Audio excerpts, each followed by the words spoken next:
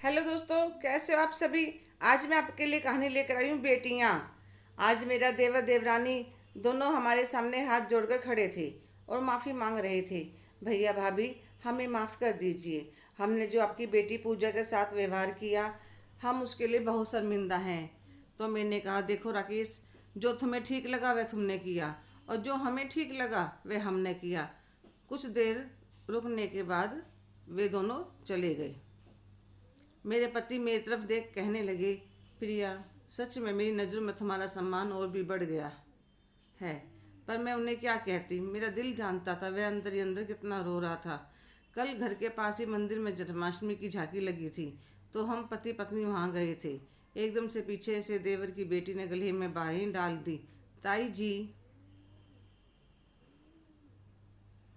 आप भी झांकी देखने आए हैं। इतने में जमाई जी नमस्ते करने लगे। 2 महीने पहले उसकी शादी हुई थी।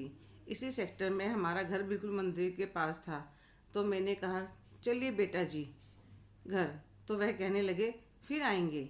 तो मैंने कहा, ऐसे कैसे, घर पर तो आपको आना ही पड़ेगा। तो वे दोनों ज़्यादा कहने पर हमारे साथ घर आ गए। बेटा बहू घर पर ही थे। बेटे को भेजकर नाश्ता मंगवाया, बहू को चाय पानी के लिए कहा। बेटे को समझा दिया था कि नाश्ता बढ़िया होना चाहिए और उसको एक काजू कतली का डिब्बा और एक ड्राई फ्रूट की थाल भी मंगवाई। बेटी पहली बार आए तो खाली हाथ नहीं भेजते। मैंने अच्छी तरह से दोनों को नाश्ता करवाया और खाना खाकर जाने के लिए कई बार कहा। तो दोनों कहने लगे, ताई जी, इतना खा लिया है, शाम तक भूख नहीं लगेगी। मैंने जमाई जी को 4 चांदी के सिक्के तिलक करके दिए और बिटिया को ड्रेस के लिए कैश दे दिया और मिठाई और ड्राई फ्रूट्स देकर विदा किया। जैसे मैंने कहा, मेरे बेटे ने वैसा ही किया। पर उनके जाने के बाद से वह मुझसे बात नहीं कर रहा था, क्योंकि क्योंकि उसके अंदर बहुत गुस्सा भरा हुआ था। क्योंकि इसके चाचा और चाची ने मेरी बेटी पूजा का कई बार मान भंग करा। एक दिन बिटिया बाजार में मिल गई। जमाई जी भी साथ थे। चाचा ने देखकर मुंह फेर लिया। एक बार चाचा के बेटे के बुखार हुआ तो वह देखने चली गई। चाची मुंह से बोली भी नहीं। एक गिलास पानी रख गई और कहने लगी, क्यों परेशान हुई, थोड़ा सा बुखार था।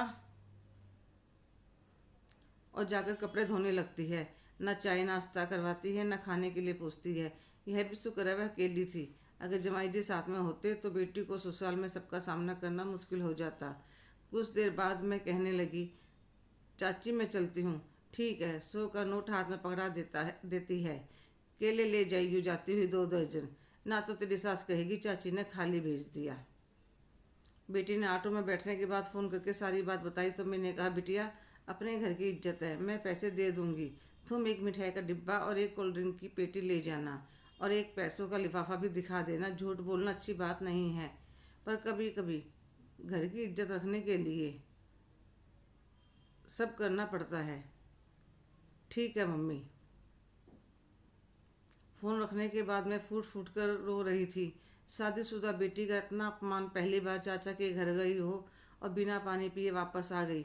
मैंने अपने पति से कह दिया, मैं परिवार के साथ आना जाना तो नहीं तोड़ूंगी, पर उनके बच्चों को वही दूंगी जो उन्होंने मेरे बच्चों को दिया है। पर नहीं कर पाई ऐसा। हर इंसान के संस्कार ऐसे नहीं होते कि वह पैसों के लिए अपने आप को इतना नीचा गिरा दे। बेटियां तो सबकी एक जैसी होती हैं। देव देवरानी का यह मानना था, भाई गरीब है, कल यह हमारे बच्चों के लिए कुछ कर तो सकता नहीं, हम क्यों अपने पैसे ऐसी जगह खराब करें।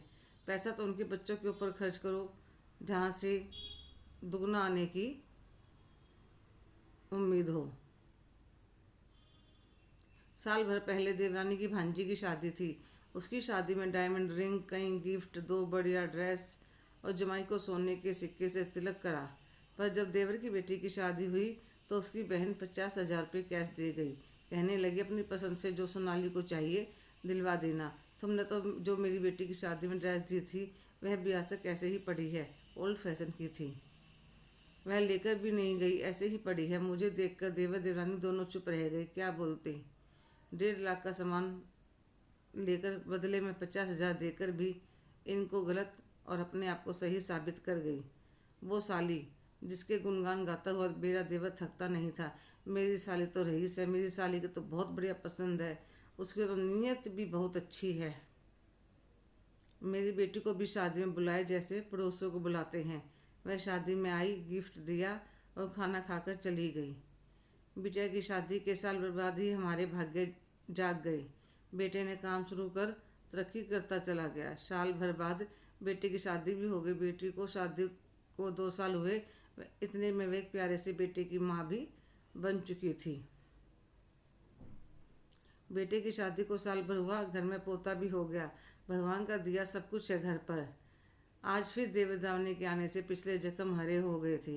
एक माँ सबको माफ़ कर सकती है, पर जो कोई उसके बच्चों का मान मारे, खास तौर पर बेटी का अपमान, तो बर्दाश्त के बाहर होता है। मुझे नफरत है ऐसे लोगों से जो हर रिश्ते को पैसों के तराजू में तोलते हैं और किसी का अपमान करने में क्षण भर भी नहीं लगाते।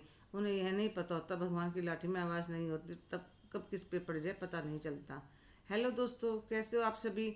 आज की कहानी आपको कैसी लगी कमेंट करके ज़रूर बताइएगा।